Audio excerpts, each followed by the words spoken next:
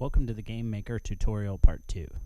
In this video we will learn more of the basics necessary for creating games using the GameMaker software. We will move you beyond the basic concepts discussed in our first video and into creating elements for our first game. Our first issue of business is to come up with a concept for our game. What kind of game do we want to create? Is it an adventure game?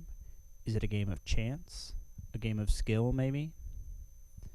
It is best to first sit down and think about what type of game you will want to create and sketch out some of your ideas on paper. This will help you immensely as we move forward to more complex game techniques.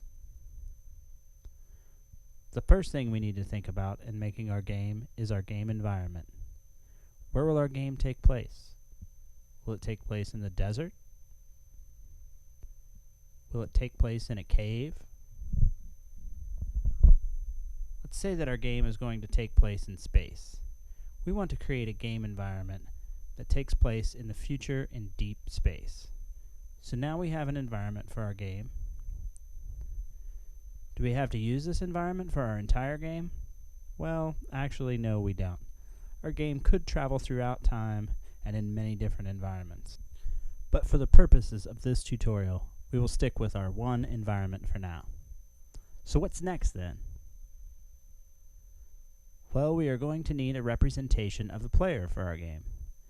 Every game needs a player, right? This can be anything you can imagine and create. For our purposes, we are going to create a robot for our space game. We'll call him Bot Boy for the sake of our game, and he will be our first sprite we have created. Each player, enemy, weapon, character, or any other element that we put into our game will be first referred to in our game as a sprite. Each element is born as a sprite and will be later turned into more complex elements in our game referred to as objects. The next thing we will need in our game is a system sprite. A system sprite is essentially one element that will create all sorts of other elements that will make our game challenging for the player. For our space game, I will choose this tank and refer to it as Master Blaster. Our new system sprite, or Master Blaster, will not only be a danger to Bot Boy, but he will also send something our way. In our first video, we talked about elements to avoid in our game. Master Blaster will be creating these elements for us to avoid. They will be Master Blaster's release elements. So what will these release elements be? They could be lasers. They could be other robots.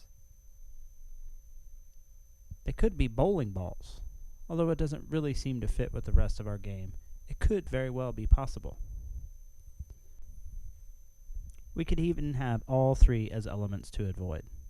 The point is that to make our game a challenge, Bot Boy needs something to avoid. These are elements that could potentially hurt Bot Boy, make him lose points, or even kill him. These elements, as you will see later, can be created at random and in great numbers to make the game very challenging. So back to our first sprite we created, Bot Boy. We have some other things to decide about our new player.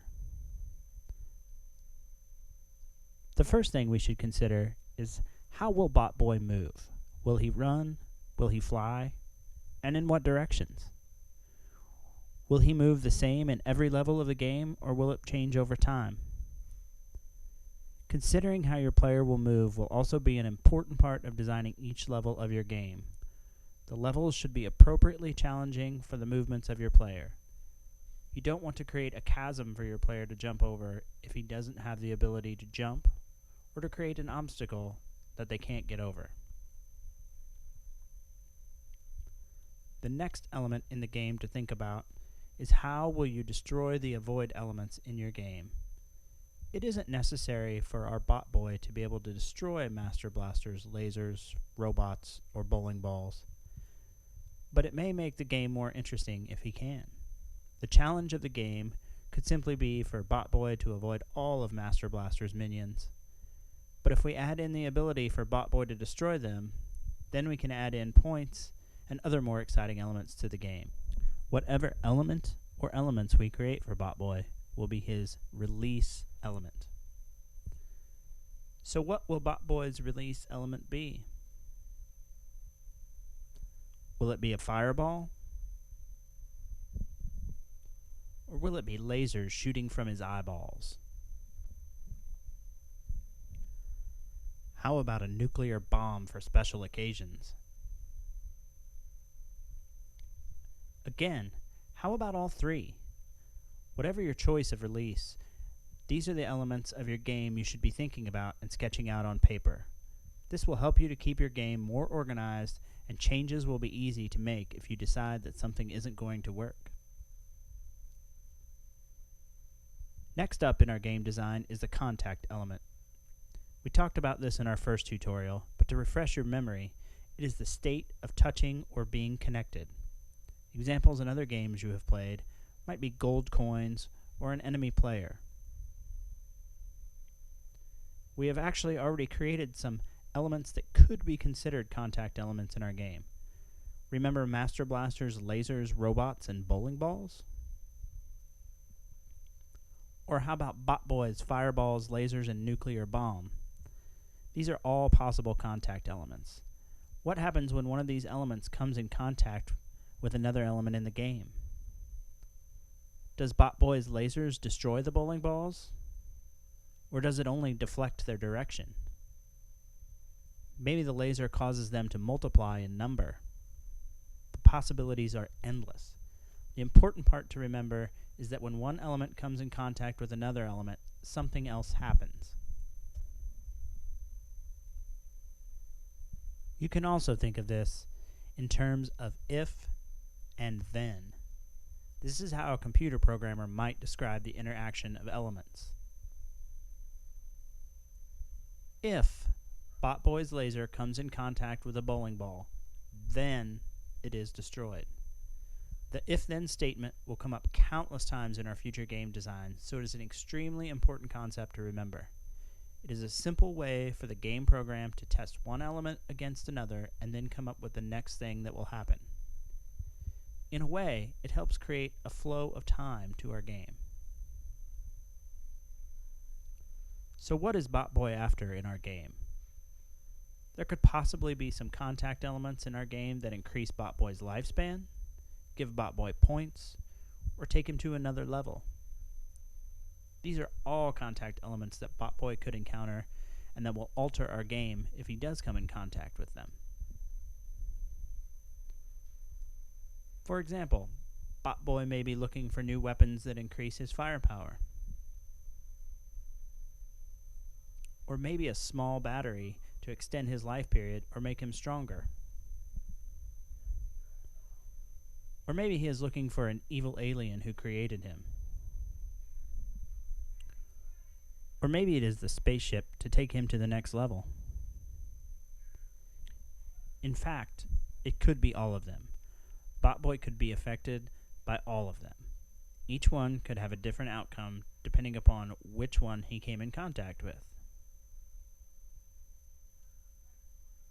Now, if we add in all of the other contact elements we have come up with so far in our game, you can certainly see how complicated of a game we can make.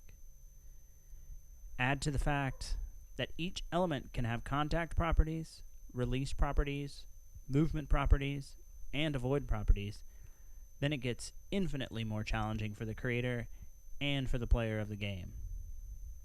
That is where GameMaker comes in to keep all of it organized for us and make each of the elements simple to create, to keep track of, and to modify. But don't worry. It is best to start simple and work your way up from there. If we start on paper first and plan out the basic elements of our game and what each element does, then we will have all of the basic plans laid out to create our game. Remember, successful games challenge the player by creating the right amount of challenge. Not too hard, but not too easy. We can start simple in the beginning and create more challenge as the game goes along. Thanks for watching this tutorial on the basic concepts of using GameMaker. In the next video, we will begin to create our first game using real elements and working in the software.